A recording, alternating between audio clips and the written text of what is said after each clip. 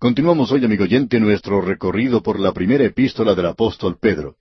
Y consideraremos hoy lo que nos dice el capítulo 3. En nuestro programa anterior hablamos del versículo 1.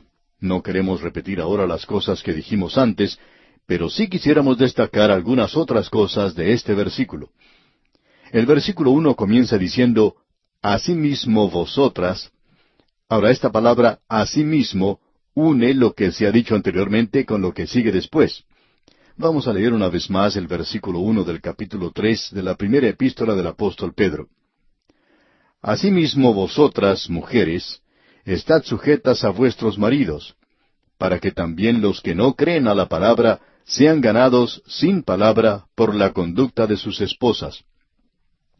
Ahora esto nos presenta aquí una situación completamente diferente a la que teníamos allá en la epístola a los Efesios, donde se presentaba la relación entre una esposa creyente y un esposo también creyente, ambos creyentes llenos del Espíritu Santo. Y en esa relación ellos pueden demostrar lo que en realidad es el verdadero amor.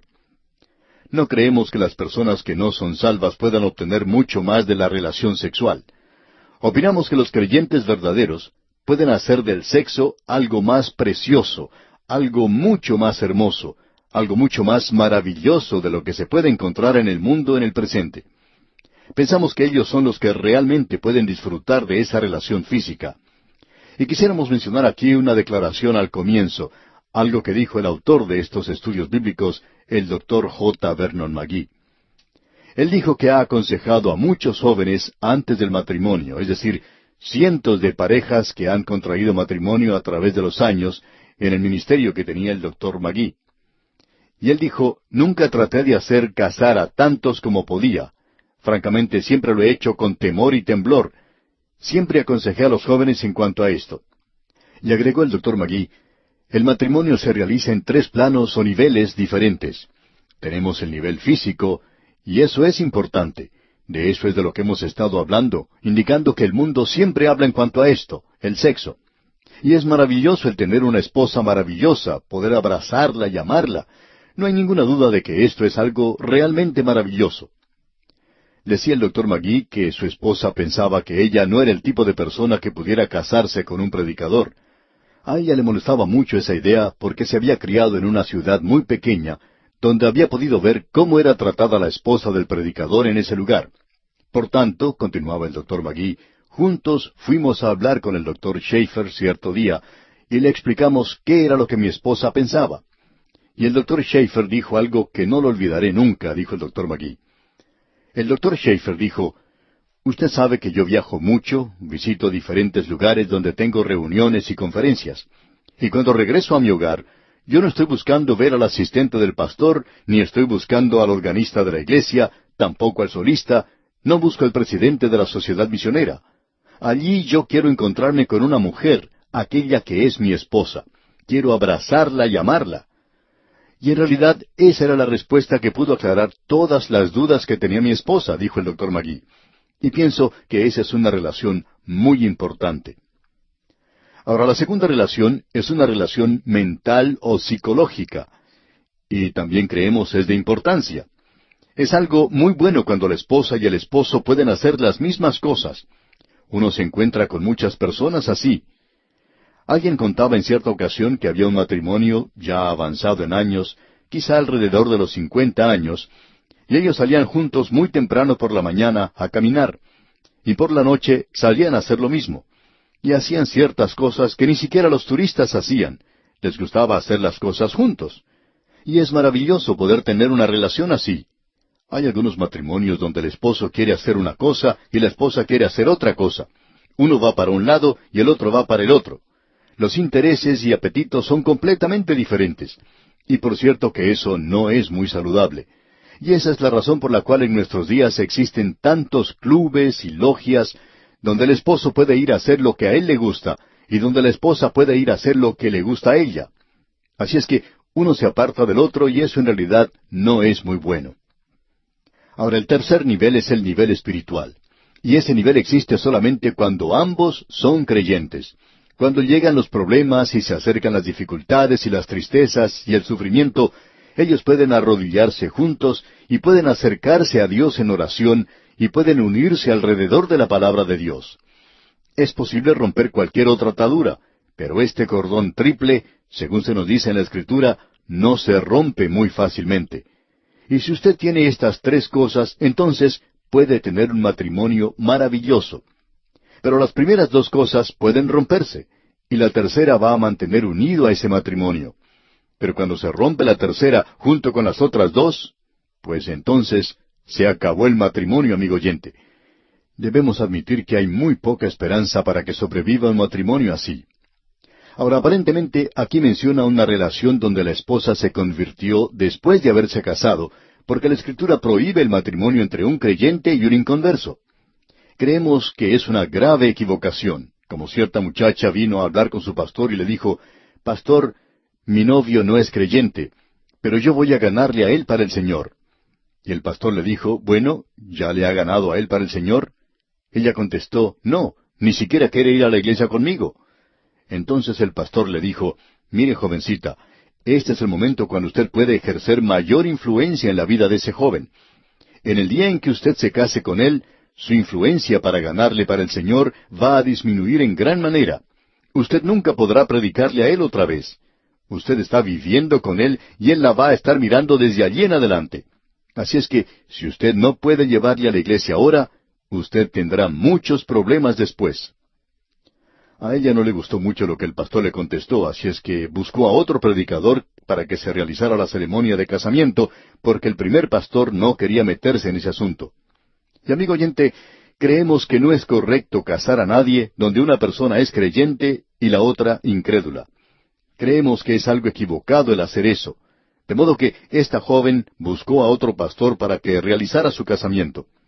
Ahora, 2 años más tarde, ella vino a visitar a su primer pastor otra vez, y en esa ocasión vino llorando y quería hablar con su pastor. Y ella ya se había divorciado de ese hombre. Bueno, amigo oyente, ese matrimonio estaba encaminado a ese fin desde el mismo comienzo. Ahora aquí uno tiene esa relación desafortunada donde la esposa es salva pero el esposo es incrédulo. Ahora, ¿qué es lo que ella debe hacer después de haberse convertido? ¿Tiene ella que cambiar y convertirse en una predicadora en el hogar? ¿Presentarle el Evangelio al esposo y sermonearle todo el día? No, amigo oyente, ella debe continuar en la misma posición de estar en sujeción. Ahora, esta palabra de estar sujeta es el decidir someterse, es decir, voluntariamente. Este es un paso voluntario, no es un mandamiento. Se refiere obviamente ahora a un esposo que es incrédulo. Ella tiene que continuar en esta relación de una sujeción voluntaria, permitiéndole a él que continúe ejerciendo el liderazgo en el hogar. Pero un momento, supongamos que él quiere que ella le acompañe a uno de esos clubes nocturnos y que beba con él alguna bebida alcohólica. ¿Debe ella hacer eso? Estamos seguros que aún esas personas que hoy dicen que la esposa debe obedecer al esposo estarían de acuerdo con nosotros en que ella no debería hacer eso. Por lo menos esperamos que no llegarían tan lejos.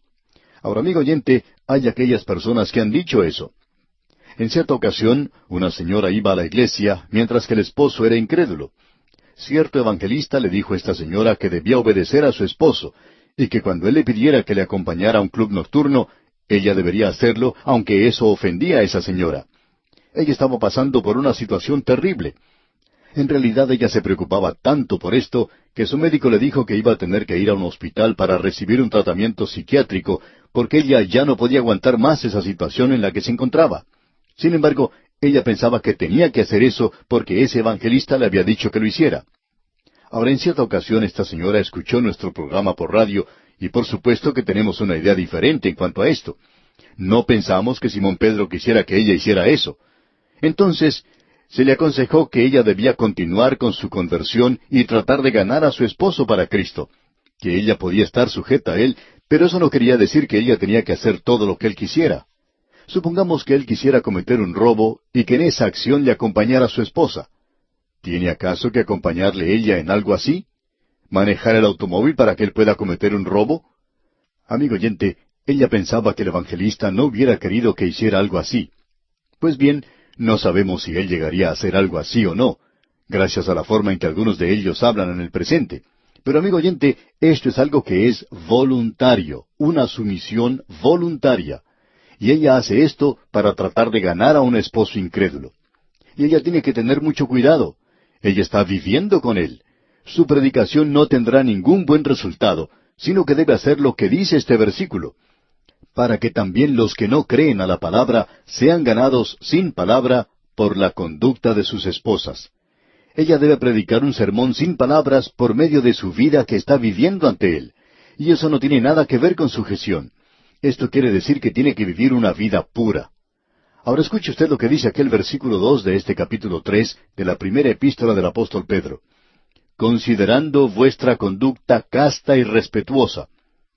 Mientras él reconoce que usted ha cambiado y que usted quiere vivir una vida pura para Dios, vivir para Él, usted no quiere hacer las cosas del mundo. Por tanto, ese es el testimonio que usted puede dar. En cierta ocasión una señora contaba lo siguiente.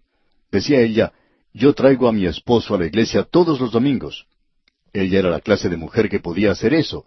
Tenía una personalidad bastante dominante.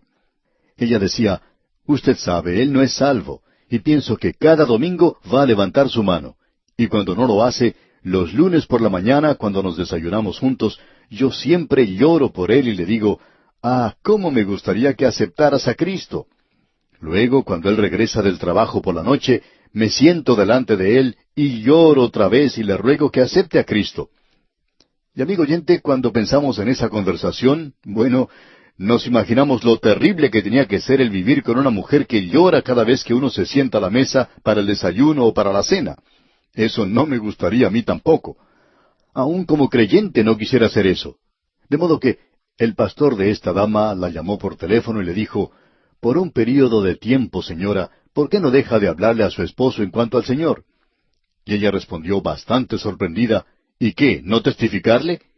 Y el pastor le dijo, no, eso no es lo que queremos decir, sino que el apóstol Pedro mismo dice que cuando uno no puede ganarles a ellos con la palabra, entonces deberíamos comenzar a predicarles un sermón sin palabras. ¿Qué puede decir en cuanto a su vida? ¿Qué clase de vida está viviendo usted delante de él? Y entonces eso hizo que esa señora pensara muy bien lo que estaba haciendo, porque no estaba viviendo esa clase de vida. Pero ella estaba de acuerdo, ella quería ganarle a él para Cristo. Era por cierto una persona maravillosa. Pues bien, cuando habían pasado unos 6 meses, un buen domingo por la mañana, cuando el predicador pidió que levantaran las manos a aquellos que quisieran recibir a Cristo, este hombre levantó su mano.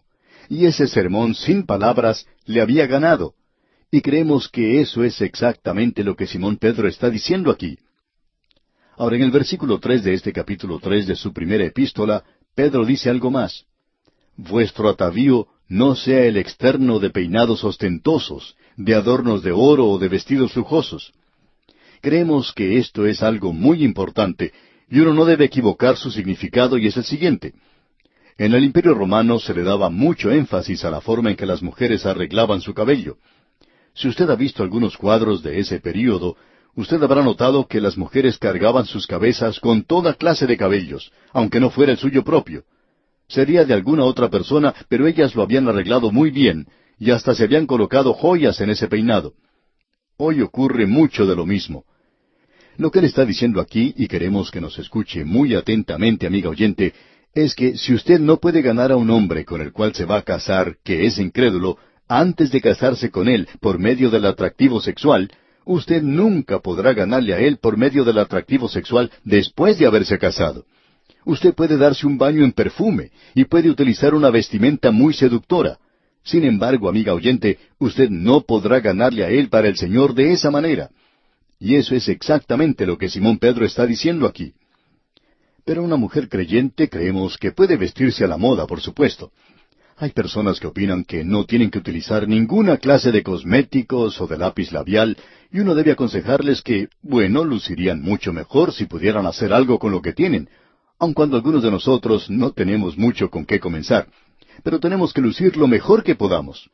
Algunas mujeres podrían lucir un poquito mejor si se arreglaran un poco, porque algunas parecen que han salido de la morgue, y eso no es muy atractivo.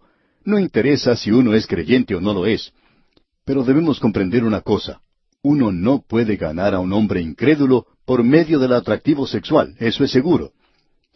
Ahora, pasando al versículo 4 en este capítulo 3 de la primera epístola del apóstol Pedro, leemos: sino el interno, el del corazón, en el incorruptible ornato de un espíritu afable y apacible, que es de grande estima delante de Dios.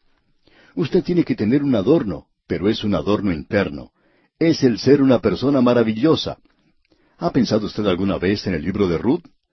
Usted recuerda que cuando Booz fue al campo y vio a esa muchacha, pudo apreciar que era muy hermosa, esa joven de Moab llamada Ruth. Él la vio y en ese instante se enamoró de ella. Pero también usted puede haber notado algo más. Él había oído hablar de su carácter, que ella tenía un carácter hermoso, maravilloso. Y amigo oyente, él se enamoró de ella. No vemos nada malo en cuanto a usar un poco de cosméticos para tratar de lucir un poquito mejor, pero lo que necesitamos en realidad es un adorno. Eso es lo que es verdaderamente importante. Es muy lindo que uno luzca bien por fuera. Usted puede vestirse de una manera atractiva, pero no debe utilizar eso como un medio para atraer a alguien a los pies del Señor, porque eso nunca dará resultado. Ahora en el versículo 5 leemos: porque así también se ataviaban en otro tiempo aquellas santas mujeres que esperaban en Dios, estando sujetas a sus maridos. Y eso sucedió con Sara, y ya hemos mencionado a Ruth. Ruth estaba en el linaje del Señor Jesucristo. Y luego, no solo tenemos a Sara, sino también a Raquel. Y se dice que ella era muy hermosa, y Jacob se enamoró de ella. Ella era algo brillante en una vida muy opaca. Y este versículo 5 dice: porque así también se ataviaban en otro tiempo aquellas santas mujeres que esperaban en Dios, estando sujetas a sus maridos. Sara también era una mujer muy hermosa. Varios reyes quisieron casarse con ella, y Abraham tuvo bastantes problemas por esta causa. Pero ella le llamaba a él mi señor. Ella respetaba mucho a Abraham. Y es hermoso cuando una esposa tiene un marido al cual ella puede respetar. Ahora el versículo 6 de este capítulo 3 de la primera epístola del apóstol Pedro dice: como Sara obedecía a Abraham, llamándole Señor, de la cual vosotras habéis venido a ser hijas, si hacéis el bien, sin temer ninguna amenaza. Ahora, ¿qué vamos a decir en cuanto a los esposos? Bueno, leamos el versículo 7. Vosotros, maridos, igualmente, vivid con ellas sabiamente, dando honor a la mujer como a vaso más frágil, y como a coherederas de la gracia de la vida, para que vuestras oraciones no tengan estorbo. Nos parece a nosotros que aquí la esposa es creyente y que el esposo también es creyente, y Pedro está dando instrucciones al esposo ahora. Opinamos que esto puede aplicarse a cualquiera de los dos. Él debe tratarla a ella como a vaso más frágil, y él también tiene que darle honor a causa de eso. Amigo oyente, ya que ella es el vaso más frágil, pensamos que este asunto de la liberación de la mujer hoy no va a durar mucho tiempo. Pensamos que la mujer quiere ser una mujer, de la misma manera que el hombre quiere ser un hombre, y ya que ella es el vaso más frágil, debe ser tratada con honor. El hombre debe darle a ella el primer lugar. Ella debe subir al automóvil primero. Él puede abrir la puerta para que ella suba, de la misma manera en que lo hacía antes de casarse. Y cuando ambos van a algún lugar, ella entra primero. Él camina del lado de afuera de la acera. ¿Por qué? Para protegerla. Él la trata a ella con honor. Cuando una mujer pierde su lugar, ella no está ascendiendo, sino que en realidad está descendiendo. Ella cae a una posición inferior. Y cuando ella ocupa su lugar, tiene que ser tratada con honor, y esa es la posición que le corresponde. Así es que el esposo debe tratarla a ella de esa manera. Creemos que cada esposo debe tratar a su esposa como algo especial. Ella es algo especial en realidad, y así es como debe ser tratada. Y luego el apóstol Pedro dice que esto debe ser para que vuestras oraciones no tengan estorbo. Una de las cosas que hoy puede arruinar el altar familiar, y no vale la pena orar juntos, es si los esposos no están llevándose bien, si uno está peleando como perro y gato. Bueno, Dios no escucha ni a los perros ni a los gatos. Y aquí en el versículo 8 de este capítulo 3 leemos: finalmente, sed todos de un mismo sentir, compasivos, amándoos fraternalmente, misericordiosos, amigables. Aquí podemos ver la conducta en la iglesia. Ya hemos salido de la familia. Ellos tienen que ser de un mismo sentir, y los creyentes son así, compasivos, tiernos, corteses. Quiere decir que deben ser humildes, no tratando de dominarse el uno al otro. Y en el versículo 9 continuamos leyendo: no devolviendo mal por mal, ni maldición por maldición, sino por el contrario, bendiciendo, sabiendo que fuisteis llamados para que heredaseis bendición. Si usted quiere ir y gobernar, aquí tiene cómo debe hacerlo. Aquí se dice que uno debe dar el otro lado de la cara. El creyente tiene que hacer eso en la iglesia con los demás creyentes. Con eso se acabarían todas las camarillas que existen hoy, y eso también pondría punto final a esa lucha que existe en algunas iglesias si la gente tomara esta posición. Y nosotros debemos recordar, amigo oyente, que estamos representando al Señor. Bien, debemos detenernos aquí por hoy. Continuaremos, Dios mediante, en nuestro próximo estudio. Continuamos hoy, amigo oyente, nuestro viaje por la primera epístola del apóstol Pedro. En nuestro programa anterior estábamos observando la conducta en el hogar. En realidad estábamos considerando la relación que existe entre el esposo y la esposa. En primer lugar hablamos de una mujer casada con un hombre incrédulo. Luego observamos a un esposo y a una esposa aparentemente creyentes y de la manera en que se tiene que tratar a la esposa. Estamos seguros que dijimos algunas cosas que eran un poquito diferentes de lo que usted está acostumbrado a escuchar, y ahora estamos esperando una reacción, quizá con la anticipación con la que un muchacho espera la detonación de un cohete luego de haberse encendido la mecha. Se pone las manos en los oídos y espera la explosión. Hemos estado esperando esa clase de reacción que vamos a recibir de esta porción en particular. Ahora quisiéramos agregar una palabra más. El matrimonio, amigo oyente, es algo que Dios ha dado a la familia humana, no solo a los creyentes o a la nación de Israel. En el libro de Génesis, Dios hizo al hombre, y en ese instante el hombre estaba solo, y opinamos que el Señor le permitió estar solo por mucho tiempo para que pudiera apreciar que le faltaba algo. Y luego dice que Dios tomó al hombre, y del hombre hizo a la mujer. Es interesante notar la palabra hebrea, donde dice que ella será llamada Isha, porque salió o fue tomada de Ish. En otras palabras, a ella se le llama la ayuda idónea del hombre, una ayuda adecuada para él. O sea que ella es la otra mitad del hombre. Él era solo la mitad de un hombre, y ella es la otra parte. Ahora, con esto en mente uno puede apreciar que esta relación no es la de un hombre que insiste en tratar a su esposa como si ella fuera un niño, y que ella tiene que obedecerle cada vez que él hable. Ella está allí para ayudarle. Ella está allí para ser parte de él. Ella está allí para amarle. Él, por su parte, está allí para protegerla, para amarla. Esa es la relación ideal en un matrimonio. Y lo que el apóstol Pedro estaba haciendo aquí es refiriéndose a la esposa que tiene un esposo incrédulo, y no creemos que ella haya sido creyente cuando se casó con este hombre, sino que ella se convirtió después de casada, y trató de ganarle a él para el Señor, no tomando el lugar de un maestro bíblico o el lugar de un testigo, hablando constantemente, sino que su vida ahora tiene que ser un mensaje y él estará observando muy de cerca todo eso. Luego entramos a la parte donde se habla de la conducta en la iglesia. Estamos avanzando quizá demasiado rápido a través de esta sección en particular, así es que vamos a leer una vez más el versículo 8 que ya leímos en nuestro programa anterior. Esta es la conducta en la iglesia. Dice el versículo 8, finalmente, sed todos de un mismo sentir, compasivos, amándoos fraternalmente, misericordiosos, amigables. Lo que el apóstol Pedro está diciendo aquí es que debemos ser del mismo modo de pensar. Tenemos que ser compasivos, tiernos. Tenemos que ser sensibles a lo que es la otra persona. Tenemos que ser amables, y esto se refiere a la actitud y a la acción del creyente entre los demás creyentes. Y en el versículo 9 continúa diciendo, no devolviendo mal por mal, ni maldición por maldición, sino por el contrario, bendiciendo, sabiendo que fuisteis llamados para que heredaseis bendición. Esta es la forma en que uno tiene que dar la otra mejilla, o sea, cuando otro creyente dice algo malo en contra suya, algo que no es cierto. Bueno, ¿tiene que defenderse uno? No, amigo oyente, tiene que poner eso en las manos del Señor. Él arreglará las cosas por sí mismo. Aquí en el versículo 10 leemos, porque el que quiere amar la vida y ver días buenos, refrene su lengua de mal y sus labios no hablen engaño. Es decir, que uno no debe decepcionar a los demás. Todos nosotros queremos vivir. Desafortunadamente hay muchos creyentes en el presente que no están disfrutando de la vida, no están viviendo la vida completamente, no están sacando de ella todo lo que pueden.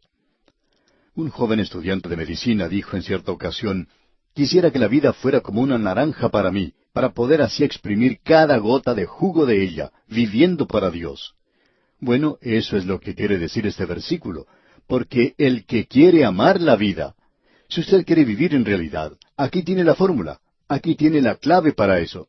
Si usted está constantemente hablando mal de los demás, si usted está hablando cosas engañosas, entonces no hay verdad en usted. Y en el versículo 11 continúa diciendo, apártese del mal y haga el bien, busque la paz y sígala. Amigo oyente, el Hijo de Dios no tiene que sentarse sin tomar ninguna acción y parecer piadoso. Esa no es la forma de actuar. Debemos vivir la vida, amigo oyente. Pero no la vivamos de tal manera que nos permitamos hablar mal de los demás, sino que vivamos esta vida haciendo aquello que busca la paz, y vivamos para Dios. ¿Cuán importante es esto, amigo oyente? Luego en el versículo 12 de este capítulo 3 de la primera epístola del apóstol Pedro leemos, porque los ojos del Señor están sobre los justos, y sus oídos atentos a sus oraciones, pero el rostro del Señor está contra aquellos que hacen el mal. Aquí tenemos un pasaje de las Escrituras bastante sorprendente. En primer lugar, queremos que usted note lo que el apóstol Pedro está haciendo aquí. Él está citando un salmo, el Salmo 34, y creemos que deberíamos leer este salmo, los versículos 15 y 16. Escuche usted. Los ojos de Jehová están sobre los justos, y atentos sus oídos al clamor de ellos. La ira de Jehová contra los que hacen mal, para cortar de la tierra la memoria de ellos. Como bien podemos apreciar, estas son palabras bastante duras. Esto es algo que la palabra de Dios ha enfatizado mucho. Allá en el libro de Eclesiastés en el Antiguo Testamento, el capítulo 2, versículo 17, tenemos algo que va al lado de esto. Dios ha garantizado el escuchar las oraciones de aquellos que le pertenecen. Él no garantiza que va a escuchar las oraciones de aquellos que no le pertenecen. La única oración que un pecador puede elevar es, Señor, yo te acepto como mi Salvador. Quiero que tú me aceptes como pecador. Esa es la oración que Dios escuchará y que Dios contestará.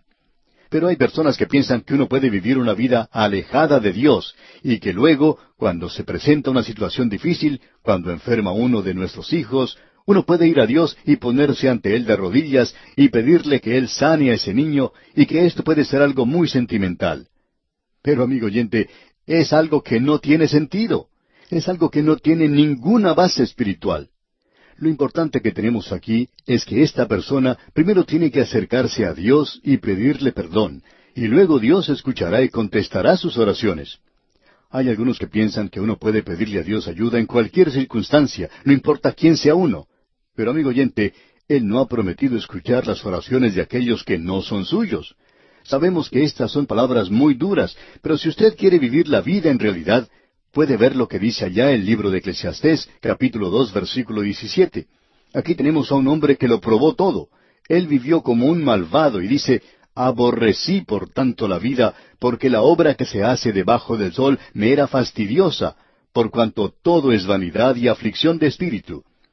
¿Cuántos hombres y mujeres hoy están viviendo para las cosas de este mundo? Y de pronto es como si se despertaran de un sueño. Se dan cuenta que no vale la pena, que la vida es demasiado monótona, que la vida no vale nada. No nos sorprende entonces que tomen un arma y se suiciden. No nos sorprende que cometan suicidio saltando de algún edificio. No es sorprendente que esas personas tomen una dosis excesiva de drogas.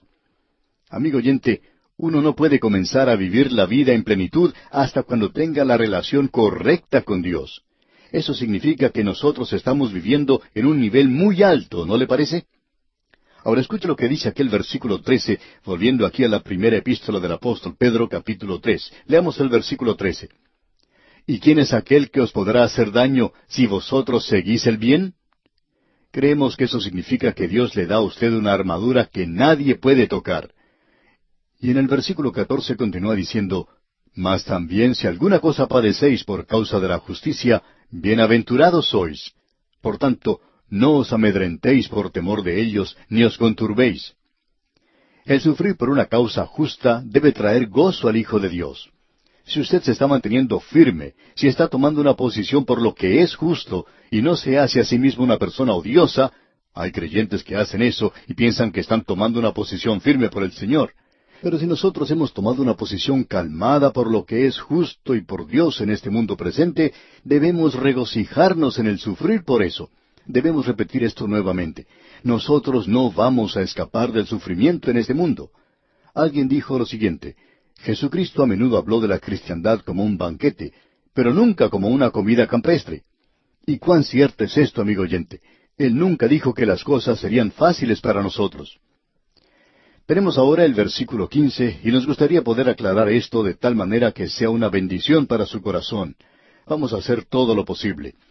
Dice este versículo 15 del capítulo 3 de la primera epístola del apóstol Pedro: sino santificad a Dios el Señor en vuestros corazones, y estad siempre preparados para presentar defensa con mansedumbre y reverencia ante todo el que os demande razón de la esperanza que hay en vosotros. Esto indica que uno tiene que conocer un poquito en cuanto a la Biblia. La tragedia de la hora presente, amigo oyente, es que tenemos a un hombre o a una mujer que dice: yo soy creyente. Y viene un escéptico y puede presentar una trama de la cual uno no puede salir. ¿Por qué? Porque uno no conoce la palabra de Dios. Pero aquí dice: santificad a Dios el Señor en vuestros corazones. Amigo oyente, usted puede tener un pequeño santuario, una pequeña iglesia en su propio corazón, donde cuando usted está viajando o caminando por la calle o en el taller o en la oficina o en la sala de clases, allí tiene una pequeña iglesia, allí tiene usted un pequeño santuario donde usted puede apartarse y donde usted puede santificar a Dios el Señor en su corazón, para que aquellos de afuera puedan conocer que usted le pertenece a Él. Y usted no tiene necesidad de estar hablando de eso todo el tiempo y hacerse una persona fastidiosa por lo que está diciendo, hablando de alguna manera demasiado piadosa. Amigo oyente, que nosotros podamos santificar a Dios el Señor en nuestros corazones, eso es lo que se necesita en la actualidad. En el libro de Habacuc, capítulo 2, versículo 20, leemos: mas Jehová está en su santo templo, calle delante de él toda la tierra. Amigo oyente, los domingos usted puede ir a la iglesia, pero el mundo lo está dejando a usted de lado cuando se va a la playa, cuando va a la sierra, a las montañas, cuando va al desierto, cuando va a los lugares de diversión, y todo el mundo no está guardando silencio delante de él. ¿Por qué? Porque nosotros como personas individuales necesitamos santificar a Dios el Señor en nuestros corazones. Este es un versículo tremendo, por cierto. Ahora el versículo 16 dice: teniendo buena conciencia, para que en lo que murmuran de vosotros como de malhechores, sean avergonzados los que calumnian vuestra buena conducta en Cristo. Es decir, que debemos estar seguros de que aquellos que hablan mal de nosotros están cometiendo un error. El autor de estos estudios bíblicos, el Dr. J. Vernon McGee, contaba que en una ocasión él era el pastor de una iglesia bastante grande, donde asistían centenares de personas. Y conversando él con otro pastor, comentaba que no tenía oportunidad de defenderse a sí mismo. Él decía que no podía subir al púlpito todos los domingos y explicar todas las cosas que había oído, ya que él estaba allí para enseñar la palabra de Dios, y lo que había escuchado decir durante la semana no era cierto. Y entonces este otro pastor le dijo: qué bueno que esas cosas no son ciertas. Sería muy triste si lo fueran. Y amigo oyente, eso es lo que el apóstol Pedro está diciendo aquí. Debemos tener una buena conciencia para que cuando uno escuche esos rumores en cuanto a nosotros, no nos molesten porque sabemos que no son ciertos. Ahora el versículo 17 continúa diciendo: porque mejor es que padezcáis haciendo el bien, si la voluntad de Dios así lo quiere, que haciendo el mal. Es decir, si usted sufre por amor a Cristo, usted puede regocijarse en eso. Pero si usted está sufriendo porque de veras ha cometido alguna equivocación o tontería, porque usted se ha metido en problemas, en pecados, eso es algo completamente diferente. Llegamos ahora al versículo 18 y de aquí en adelante hasta el final del capítulo 3, tenemos una sección que se titula El sufrimiento vicario de Cristo, proclamado por Él por medio del espíritu de Noé. Es una porción muy controversial de la Biblia. Amigo oyente, créanos que Simón Pedro nos pone en un rincón muchas veces aquí en esta primera epístola. El versículo 18, pues, dice: porque también Cristo padeció una sola vez por los pecados, el justo por los injustos, para llevarnos a Dios, siendo la verdad muerto en la carne, pero vivificado en espíritu. Es importante notar de nuestra parte que Él vino como un ser humano y que fue en su humanidad que Él murió en la cruz. y que fue el Espíritu Santo quien le levantó de los muertos. Y vamos a regresar a este tema cuando consideremos lo que nos dice el capítulo 4. Ahora, en el versículo 19 de este capítulo 3 de la primera epístola del apóstol Pedro, leemos, en el cual también fue y predicó a los espíritus encarcelados. Este pasaje de las Escrituras ha sido muy mal entendido.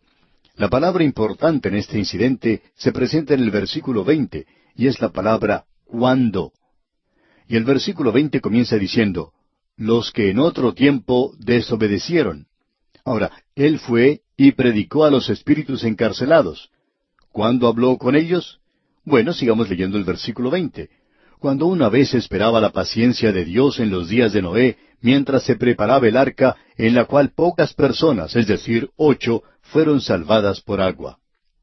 Ahora los espíritus de aquellos que habían sido destruidos estaban encarcelados. Habían ido al Seol, estaban esperando el juicio, estaban perdidos. Cristo no fue allí y predicó a ellos después que murió en la cruz, sino que Él predicó a través de Noé, cuando esperaba la paciencia de Dios en los días de Noé. Por 120 años este hombre, Noé, predicó la palabra de Dios, y él pudo salvar su familia, pero a nadie más. La gente no creía en él. Y fue entonces cuando el Espíritu de Cristo predicó a través de Noé. Y eso es interesante saber, que fue el Espíritu de Cristo quien estaba hablando a través de Noé, y fue en los días de Noé. Pero cuando Cristo murió, ellos estaban encarcelados. El pensamiento que se presenta aquí es que la muerte de Cristo no significaba nada para ellos, como lo es para muchas personas en el día de hoy, lo que indica que ellos irán al juicio. Y el versículo 21 comienza diciendo, el bautismo que corresponde a esto ahora nos salva. Ahora, ¿cuál bautismo es ese? No es el bautismo por agua. Este es el bautismo del Espíritu. Este es el bautismo del Espíritu Santo. El bautismo del Espíritu Santo es un bautismo real. Y el bautismo por agua es un bautismo ritual. Ahora nosotros creemos en el bautismo por agua. Creemos en el bautismo por inmersión. Pero lo importante de notar aquí es lo siguiente, que este es el bautismo del Espíritu Santo.